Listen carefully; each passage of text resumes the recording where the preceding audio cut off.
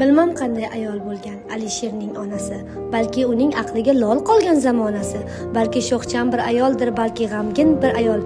Kim bo'lsa ham, ne bo'lsa ham Alisherning onasi u, Navoiyning onasi.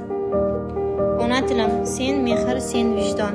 Har bir so'zing yuragimda jon, senla boshlanadi har bitta orzum, senla tugallanur har bitta so'zim. Sen Alisher so'zlarida jilvador, sen Bobur dillarida porloq nur, sen xalqimning eng ulug' xazinasi, har bir satringda bordir or-g'urur sadosi.